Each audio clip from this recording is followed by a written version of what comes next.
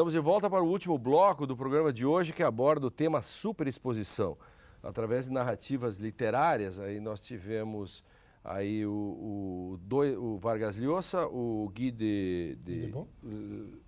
Debord, que é anterior, escreveu 40 anos antes que o Vargas Llosa, e o livro de cabeceira é um texto medieval, né? Seisonagam, século X. Século X, que trata dessa discussão sobre superexposição, o espetáculo, privacidade. E eu queria também perguntar de saída essa questão para o Vítor, como o Estado, né, essa questão do espaço de atuação, do interesse público, ele pode prevalecer sobre o privado? Como fica o direito e a privacidade das pessoas nesse contexto?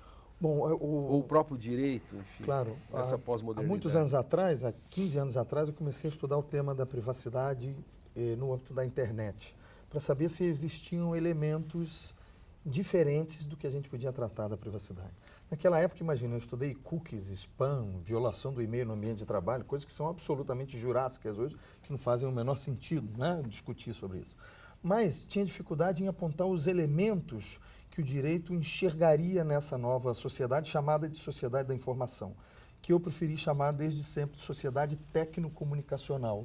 Não por criar simplesmente um novo termo, mas porque eu achava que sociedade da informação trazia em si uma mentira. Não é que haja mais informação ou sociedade do conhecimento hoje, mas sim de comunicação, de acesso. O fato de você ter acesso ao outro do ponto de vista da comunicação não faz com que você tenha um maior, amplo conhecimento sobre as coisas. E o direito se ressente disso. Por exemplo, no tema dos processos do procedimento judicial eletrônico, porque o processo eletrônico ele visa, em tese, facilitar a discussão e, portanto, a sentença, as decisões por parte do Poder Judiciário. Mas o fato de aumentar a distância entre o que está sendo discutido e o julgador, eu acho que é um elemento ainda mais dificultador do que pode parecer infantil, mas o papel aproxima. O manusear o processo, discutir o processo, ver as provas, discutir com a testemunha. Então, é claro que eu sou favorável a uma videoconferência com a testemunha. Se a sentença fosse lida em audiência, face to face, já é outra coisa. É como eu dizer, eu não sou mais seu amigo, e a outra eu clicar ele, você não é mais claro, então há um elemento que é um elemento diferenciador. Desculpem os que são entusiastas da tecnologia, que eu também sou em medida, mas ouvir uma testemunha à distância não é a mesma coisa do olho no olho. Isso. Ver um processo eletrônico não é a mesma coisa de um processo no papel de manusear a pena. Isso é um elemento. E eu acho que aí tem um elemento que pode piorar as coisas, que é o que o Abel falava antes. E o Mário também. Há uma imaturidade decorrente dessa nova formação por meio da tecnologia. Não saber ler e escrever, mas saber manusear os aparatos e esse resultado de não se comunicar com o outro também vai formar, nesse sentido, juristas piores. E, portanto, eu sou pessimista nesse aspecto, julgadores piores, com dificuldade de ver o outro, de olhar o olhar do outro e com dificuldade de compreender a realidade como ela é. É a minha visão un poquito pesimista, mas, en fin. No, hay dos realidades. La realidad, incluso dentro de la red y dentro de las nuevas tecnologías, donde te dicen que puedes ser más libre. Hay una expresión que dicen las industrias tecnológicas, no pongamos vallas al campo, no pongamos puertas al campo. Pero es una libertad muy relativa porque también esclaviza al ser humano, le hace dependiente de esa fuente de información y hace que el 30% como mínimo de nuestro tiempo estemos navegando en el mundo virtual, no en el real.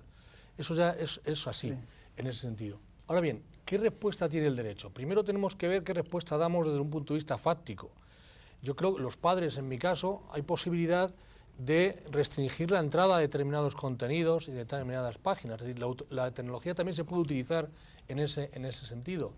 Yo he participado en 3 tratados internacionales en la Organización Mundial de la Propiedad Intelectual para regular el aspecto de Internet y es muy difícil realmente, porque no es una cuestión de derecho, debo decir. O sea, yo creo que los derechos fundamentales que están en todas las constituciones, entre ellos pues el habeas corpus, el derecho al olvido, el habeas data, que es el derecho al olvido, E tirar, por exemplo, da internet fatos passados. Claro, ese derecho, por ejemplo, ahí estaba, pero estaba olvidado hasta que en el año, bueno, están muchas constituciones, incluida la de Brasil, en el artículo 5, tengo aquí anotado 71, sobre todo el párrafo segundo, 5.71, párrafo segundo, que dice se concederá el habeas data para la rectificación de datos, cuando no se prefiera hacerlo por otro procedimiento, etcétera, etcétera. Es decir, tenemos derecho, al menos, preservar nuestra intimidad de qué información hemos requerido a través de la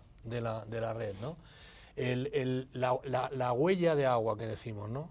Es decir, queda un rastro de todos los lugares donde has accedido. Sí. Pues bien, en el año 2014, el Tribunal Europeo de Justicia de las Comunidades Europeas, de Luxemburgo, dictó una sentencia que es conocida como la sentencia Google Spain, Google España, y esta sentencia se basaba en una directiva del año 95 para proteger precisamente el derecho del consumidor a olvidar de todas las navegaciones y todos los contenidos que había consultado en Internet. Es una forma de preservar.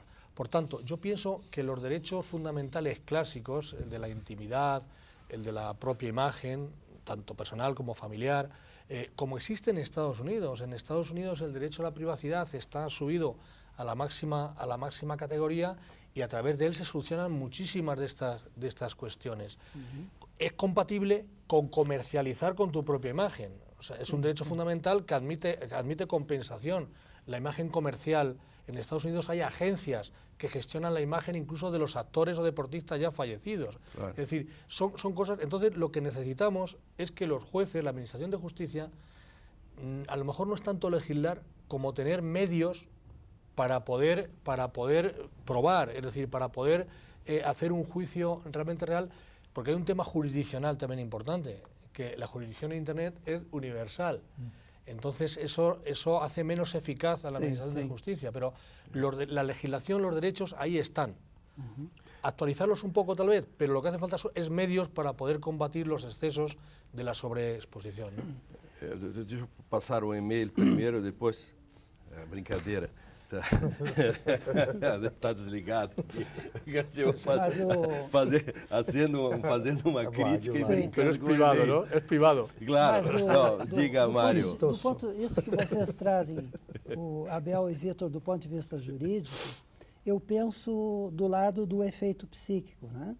Essa exposição voluntária ou involuntária, querida ou não, ela tem algo que é muito impressionante. Já há uns 20 anos, na universidade, eu comecei a perceber isso nos alunos, a falar de certos assuntos sem véu nenhum. A queda dos véus. Né? Ou seja, quando o véu da intimidade cai, e o sujeito fala da sua intimidade, por exemplo, no espaço público, e o mundo virtual é isso, o que é isso? Né? A queda do véu. Essa perda do que a gente chamava, que aparece na criança, a vergonha, o pudor. Né? E eu faço uma hipótese de que a queda brutal do erotismo na vida desse sujeito moderno que nós somos, do mundo virtual, a queda do erotismo está ligada a essa queda dos véus. Né? Porque, classicamente, o que constitui o erotismo é a presença de algo que não está totalmente visível. Sim, é para você mostrar uma partezinha, porque o segredo é que o que não foi visto é o não dito, o não visto, exatamente, que é o erótico. Que constitui o erótico. Porque a superexposição pode ser uma pornografia, então, nessa metáfora, nessa alegoria? Vai na direção do que... pornográficas. Eso es lo que dice Vargas Llosa, justamente. Vargas Llosa... Se ha perdido el erotismo. A perda do erotismo. Pornografia. Adício isso, né? Eu disse, é porque há um outro fato que é comum a todos nós conhecem. Um adolescente hoje, um jovem de 20 anos, como é difícil ele estabelecer uma relação erótica e amorosa duradoura. Claro. E vejam que essa questão do virtual e desse novo, falavas antes desse homem moderno, eu permitiria dizer assim, o homem moderno teria assim uma espécie de fundamentos, nós perdemos os fundamentos, transformamos tudo em narrativas, somos uma espécie de homens pós-modernos, assim, ou não sabemos bem o que somos, Isso. mas com certeza... Não sabemos bem o que é pós-moderno, né? Exato, e não sabemos bem se a modernidade foi superada. Mas, por exemplo, a própria construção das provas hoje nos processos judiciais se começa sempre pela interceptação telefônica ou de dados. Já não há mais aquela figura do sujeito, né, o detetive, que vai pegar um cabelo, que vai pegar... Não, ele vai direto. Virou televisão isso. Virou ficção. Também mudou nesse sentido, já não há mais espaço...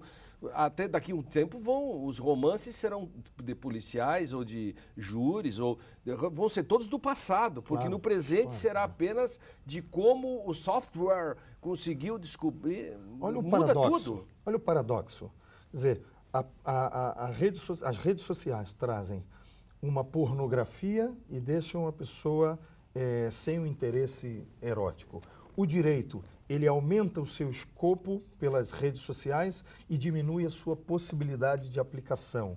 E, ao mesmo tempo, a pessoa está no mundo e está mais só. Sim. Vê quantos elementos paradoxais que elas vão temos trazendo 30 segundos.